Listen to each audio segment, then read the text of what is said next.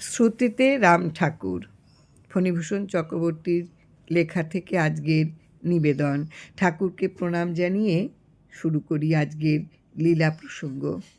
ঘটনা অর্ধ শতাব্দীর আগেকার।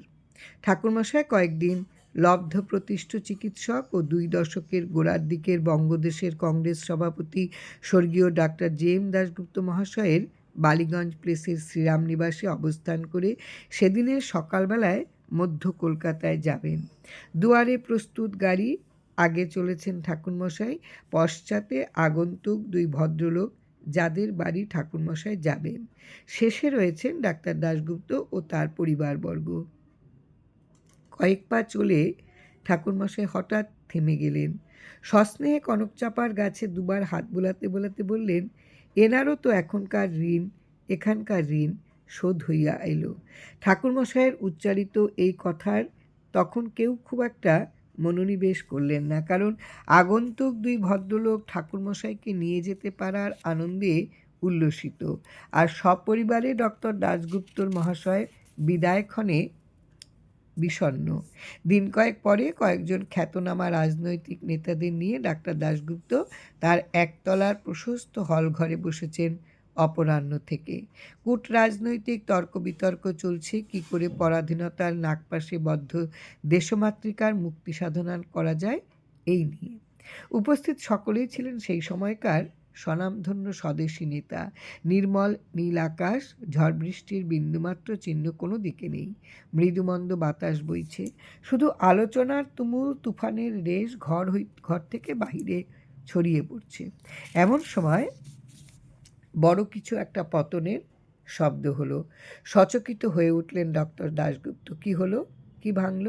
চিন্তিত হয়ে উঠলেন ডাক্তার দাশগুপ্ত, কিন্তু উঠতে পারলেন না, পাছে আলোচনা চক্রের অমর্যাদা হয়। ক্ষণকাল পরে দ্বাররক্ষক এসে জানালেন, কনকচাপার গাছটি সমূলে উৎপাটিত হয়ে মাটিতে পড়ে রয়েছে। বড় ব্যথা পেলেন ডক্টর দাশগুপ্ত। অতি ক্লেশে নিজেকে সামলে নিলেন অল্প সময়ের মধ্যে। সভা সেদিনকার মতন ভঙ্গ হলো। রাত প্রায় 8টা বেজে গেছে। একে একে গেটের কাছে ডাক্তার দাশগুপ্ত সকলকে বিদায় দিয়ে ভারাক্রান্ত চিত্তে এসে দাঁড়ালেন ভূপতিত তার প্রিয় কনকচাপা গাছটার পাশে। তার বাড়ির সামনে বিস্তীর্ণ ভূমি সবুজ ঘাসে ঢাকা। কনকচাপা গাছটি সেই সবুজ ঘাসের উপর শুয়ে আছে। অজস্র সোনালি রঙের কনকচাপা ফুল বিশাল লনে ইতস্তত বিক্ষিপ্ত। দেখে তার মনে হলো এ যেন আকাশের বক্ষে লক্ষ নক্ষত্রের মতোই কনকচাপারা শুয়ে আছে। সজল হয়ে উঠল ডাক্তার দাশগুপ্তের 2 চোখ। নিজেকে সামলে নিয়ে ড্রাইভারকে ডেকে ডাক্তার দাশগুপ্ত ছুটলেন মধ্য কলকাতায় যে বাড়িতে ঠাকুর ছিলেন সেখানে চলে গেলেন। ঠাকুরমশাইকে প্রণাম করে ডাক্তার দাশগুপ্ত কেঁদে উঠলেন।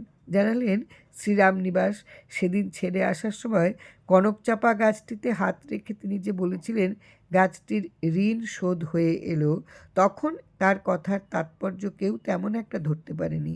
আজ অপরাহ্নে গাছটি সমূলে উৎপাটিত হয়েছে, আর তো তিনি অথবা তার সহধর্মিণী কনকচাপা ফুল দিয়ে ঠাকুরের চরণে প্রণাম করতে পারবেন না। কোচার খুঁট চোখে মুছে ডাক্তার দাশগুপ্ত ঠাকুরমশাইয়ের দিকে মুখ তুলে বললেন, বাবা, এতদিন তো শুনেছি জীবমাত্রেরই ঋণগত জীবনধারণ, এখন আপনি বলছেন গাছেরও ঋণ থাকে, এ তো পূর্বে শুনিনি। ঠাকুর বলছেন, কেন, জগদীশ বসুর বই পড়েন নাই? তিনি তো প্রমাণ কইরা দিছেন গাছেদেরও প্রাণ আছে, অন্য সমস্ত প্রাণীদের মতোই। কনকচাপা গাছটিরও আপনাগো কাছে ঋণ ছিল, তাই তো সেই গাছটিকে আপনি আইনা নিজের বাড়িতে সযত্নে লাগাইয়াছিলেন, পরিচর্যা কইরা বড় করছেন। পরিবর্তে তার ফুল, গন্ধ, ছায়া আপনারাই পাইতেন। আপনাগো কাছেই তার শেষ শয়ান হয়েছে। 8 ঘন্টার উপর ঠাকুরমশাই ঋণতত্ত্বের নানা দিক বিশদভাবে আলোচনা করলেন ডাক্তার দাশগুপ্ত এবং অন্য 2 জনের সামনে। ডাক্তার দাশগুপ্তর গাছ বড় প্রিয় ছিল। বহুভাবে ব্যস্ততার মধ্যেও মাঝে মাঝে তিনি খানিকটা সময়